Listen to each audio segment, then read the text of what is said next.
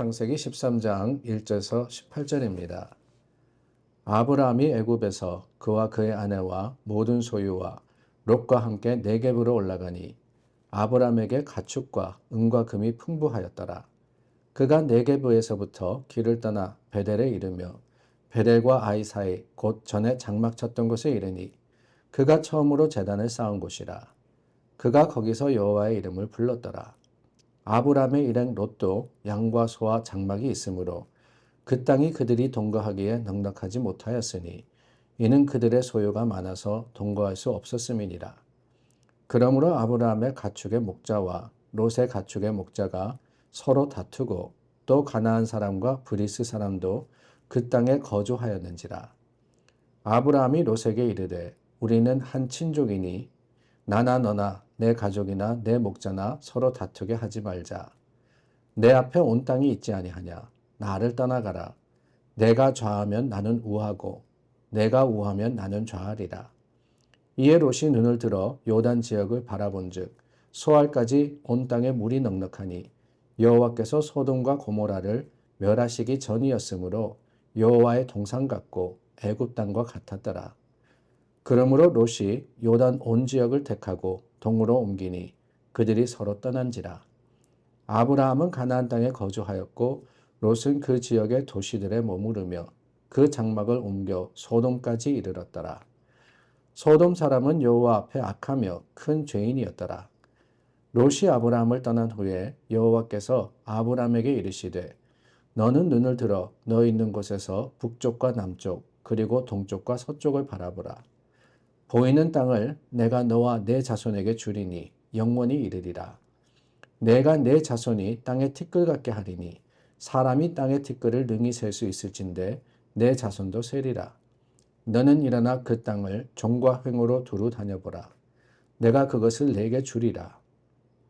이에 아브라함이 장막을 옮겨 헤브론에 있는 마므레 상수리 수풀에 이르러 거주하며 거기서 여호와를 위하여 제단을 쌓았더라.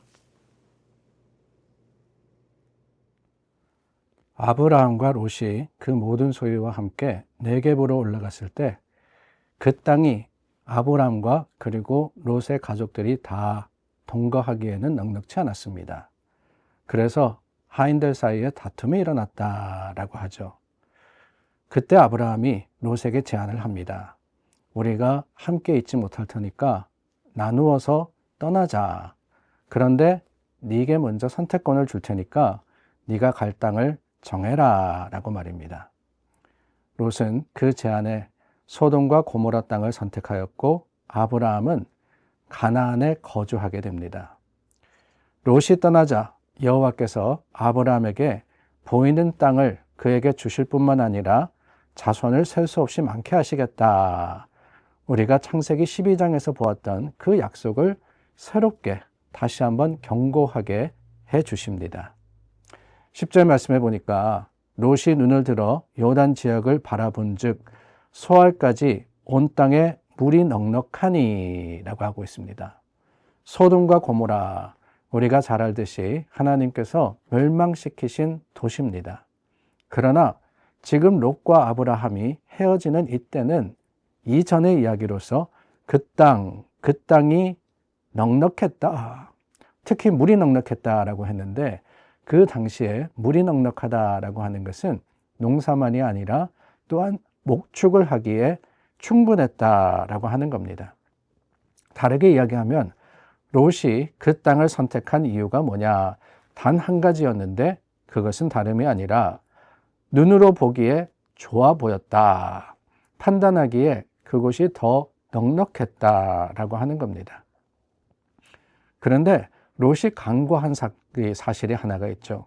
그것은 다름이 아니라 13절에 나와 있듯이 소돔 사람은 여호와 앞에 악하며 죄인이었다라고 하는 겁니다. 눈에 보기에는 좋았습니다.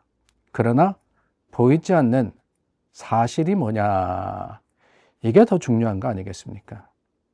하나님이 보시고 판단하시는 것, 그것은 내면이다라고 하는 겁니다.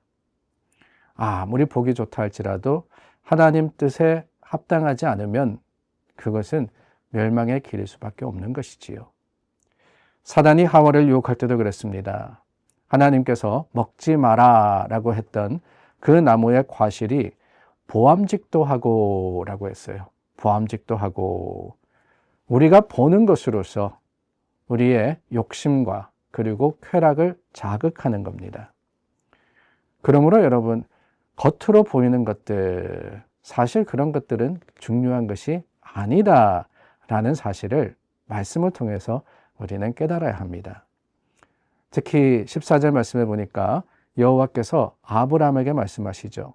눈을 들어 너 있는 곳에서 북쪽, 남쪽, 동쪽, 서쪽을 바라보라. 아브라함이 어떤 사람이었습니까? 조카 롯에게 원하는 대로 땅을 내어줄 만큼 온유한 사람이었습니다. 왜 그랬느냐?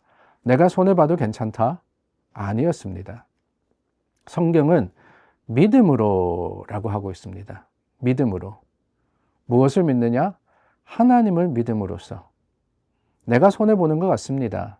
내가 이 나쁜 것을 택하는 것 같습니다.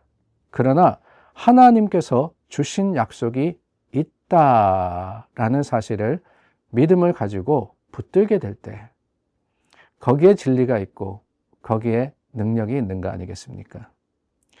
하나님께서는 그렇습니다. 하나님을 믿는 자들에게 반드시 그 약속을 지키시는 분이십니다. 하나님께서 아브라함을 복의 근원으로 삼으시겠다라고 하셨기 때문에 사실 아브라함은 세상의 것들을 가지고 그 세상의 것에 연연할 필요가 없다라는 사실을 깨달았을 겁니다.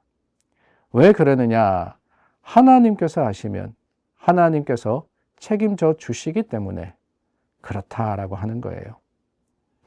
아브라함, 눈으로 보는 것이 아닌 보이지 않는 것이지만 믿음으로써 하나님을 선택했습니다.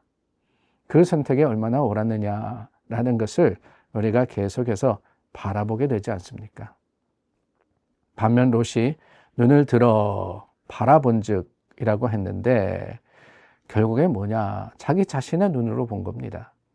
자기 자신의 판단의 기준으로 자기가 중심이 되어서 선택한 그곳, 그로 인해서 롯의 가족이 얼마나 큰 어려움을 당하게 되는지 우리는 장차 나누게 될 겁니다. 본문을 보면서 우리가 깨닫는 것은 다름이 아닙니다. 내 자신이 보기에, 내가 판단하기에 그것을 바탕으로서 결정하고 취하는 것, 얼마나 위험한 것인지를 다시 한번 깨달아야 합니다. 내 삶, 하나님의 약속 안에 있고 하나님께서 우리에게 주신 분명하고도 확실한 말씀의 풍성한 은혜가 있기 때문에 사실 우리는 세상을 의지하는 것이 아니라 하나님만을 바라고 주님을 기대하며 살아야 하는 겁니다. 그렇습니다. 때로는 하나님의 주신 약속이 당장에는 현실이 되어서 보이지 않을 때도 있습니다. 그럴 때가 오히려 더 많을 것 같아요. 허나 여러분 기억하시기를 바랍니다. 하나님은 어떤 분이십니까? 신실하신 분이십니다. 하나님은 어떤 분이십니까? 변치 않은 분이십니다. 하나님의 주신 약속도 그렇습니다. 반드시 이루어질 것을 우리가 확신할 수 있는 것, 그것은 다름이 아니라 하나님의 성품에 있는 거예요. 오늘 말씀을 통해서도 우리가 깨닫게 되는 것, 눈에 보이는 것이 다가 아니라 하나님의 약속의 그 진실함이 우리로 하여금 더욱더 큰 은혜를 사모하게 하고 또한 더욱더 하나님의 크신 능력을 우리가 이루어 가게 하실 것을 믿고 바라며 소망하는 저와 여러분들이 되기를 원합니다. 주님, 우리와 함께 하십니다. 우리 가운데 임하셔서 하나님의 사람이 주님의 뜻 가운데 행하기를 바라십니다. 저와 여러분, 세상을 택하는 것이 아니라 세상의 기준을 따라서 살아가는 것이 아니라 오직 주님만을 보며 주님의 약속에 기반한 믿음으로써 세상을 이기는 하나님의 백성 될 수 있기를 우리 주 예수님의 이름으로 축원합니다. 기도하겠습니다. 참 좋으신 하나님 감사합니다. 하나님께서 주신 약속에 틀림없음이 오늘 우리의 믿음의 소망이 되게 하시고 또한 하나님을 향한 아름다운 드림이 되게 하여 주시옵소서. 주님께서 우리에게 그 약속을 붙들게 하셨습니다. 약속 붙든 자, 오늘도 세상이 흔든다 할지라도 주님 믿음의 그 굳은 반석 위에 서서 주님 참 세상을 이기는 하나님의 백성 되게 하여 주시고 그럼으로써 주님의 이루시는 날 기뻐하며 감사하며 찬양하는 주님의 자녀 삼으시기를 간절히 바라올 때 우리 주 예수님의 이름으로 기도드립니다. 아멘. 영적인 시선을 가지고 세상을 보기를 원합니다. 주님의 말씀을 바탕으로 하나님의 약속을 붙드는 저와 여러분 될 수 있기를 우리 주님의 이름으로 축원합니다.